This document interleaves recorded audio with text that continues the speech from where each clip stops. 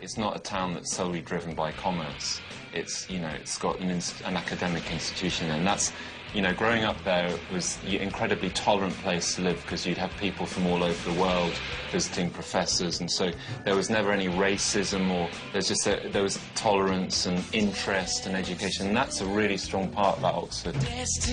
We would spend in pubs and stuff like that, you know, we would spend evenings talking about when we've done our first tour of America, we were incredibly rough around the edges, but it felt really, really right. Yeah, I remember thinking that we were, you know, in 1987 we were the best band in the world. We hadn't got a record deal, but we were still the best band in the world. It wasn't until we made Pablo Honey that we realised we weren't. If you look at the touring towards the end of OK Computer, you know, it should have been like the ideal setup. You know, we were playing good shows, we were travelling around in a very nice way and, you know, supposedly doing what we loved. And we weren't getting that sense of fulfilment of it, really. And so from that point of view, I think we all knew that something had to change at that point. As with a lot of things, you know, Tom does lead the way. And he's very uncompromising in that respect. You know, he'll come in and just say, just do not want to return to where we've been. You have these computer programs that give you total freedom to make any kind of sound and any kind of music. But everybody tends to make the same kind of music. So we've started like programming computers and writing software in a way. It's not my world. And trying to deal with computers as in as personal way as you can. We had a real excitement again about playing as a band, and you know, we felt that it had gone in a different direction in terms of the performances that we were doing, and then in turn that let us go into the whole making of Hail to the Thief with much more confidence. A lot of bands get to a stage where one or two of the members lose interest and they get more interested in, you know, collecting sports cars or flying planes or whatever, and it's like, and we're really, really lucky. And in one way we suffer from it, but in another way we're lucky that we're all so obsessed that we just want to see where it's going to go and do the next piece of music, really. Pourquoi avoir choisi le rock comme mode d'expression plutôt que le dessin ou la littérature? The reason was that when I was younger, nothing affected me more than music. I mean, nothing affected me more than when I first heard Murmur by R.E.M. or, you know, Queen is Dead by the Smiths. When I went to art college, I spent the whole time there having a real problem with the way that art is placed. Because to me, it's pointless, you know. Most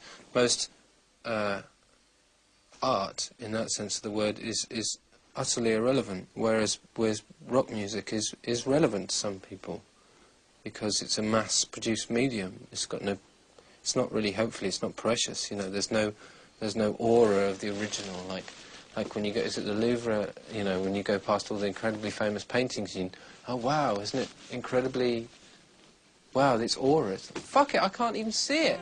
I did this very random interview with this very, very middle-class, middle-aged lady who was very uptight, and her opening question was, I think your record is like, it's your Guernica.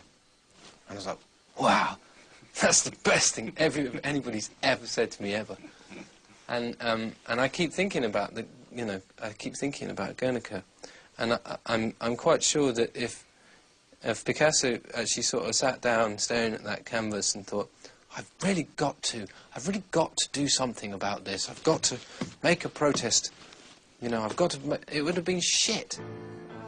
I really, really didn't want to make a political record or something. I wanted to do something that was really abstract. I wanted to not know about the world around. I wanted the music to make you forget about absolutely everything that was going on. But then when it came to writing the words, that's what I had. That, you know, I couldn't make pretty sounds and just leave it at that. But what I was doing, I guess, was trying to make things that I considered incredibly ugly and frustrating into a music that would make it all right, you know. Well, I mean, one of the records I was listening to a lot when we first started thinking about doing this record was Uprising, the Bob Marley one. And the lyrics on that, I mean, some of the lyrics on that are, we do not know how we and them going to work this out. We and them, isn't it? Yeah. The words to that had a really big effect on me because I don't sort of consider them political or anything, but they're like, well, this is not a love song. This song is really fucking angry. One of the best things about Uprising as a record for me was the fact that you could just listen to it without even thinking at all about the politics or the anger or the, you know, in it at all. You could totally ignore it and it wouldn't matter. And that's kind of what I was hoping, I guess, to get to with this. I got into this position where I just felt that it was really ugly. And I didn't like it, and I also didn't like the sort of emotional connotations that it had.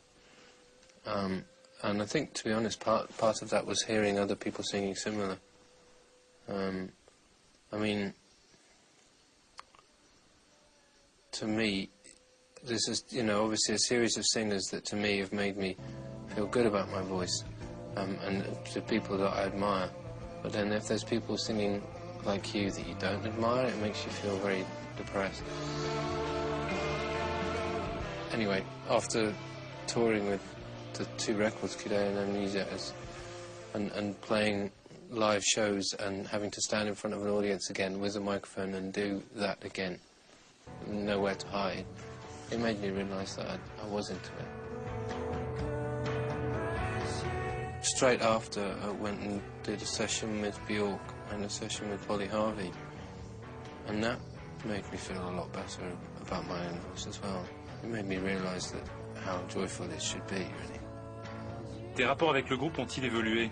What we did for this record, though, spend the whole day just not saying anything, you know, at all. Trying not to say, or if something really excited me, I'd say yes, but I wouldn't sort of say, no, that's crap. Which was what I was doing all the time. When we were doing Kidé and Amnesia, I was like, everything was like, no, that doesn't, no. The method was that I wanted everyone to make mistakes because I felt that the mistakes would be musically more interesting, which actually, I kind of was right about that. But it would have been, if there had been a way of explaining it without it being a problem, then it would have been okay, you know. But if you work with four other people and with Nigel, and you're not able to explain yourself, but yet you're unhappy with how everything's going all the time, and everyone can feel it, it's a pretty tough situation. Y a-t-il un danger à trop vouloir prétendre à l'ambition artistique dans le rock? With this one, whatever the point was, I just wanted to get there fast and fuck off. You know, like no hanging about, no deliberation, just bang, bang, bang. That's what I meant to say. You know, sometimes you have a musical idea and you get really excited about it and you just want to carry on, develop it. But actually, it ends up being quite a selfish thing to do. Cherches-tu à fuir le monde de la pop? My dearest ambition is to write a record that is just, you know, it gets played in a club and everybody jumps up and just goes, yeah. You know? That's what I really want, you know. I don't want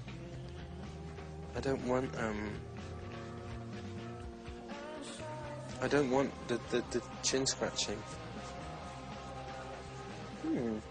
Interesting. I don't consider what we do is about that at all.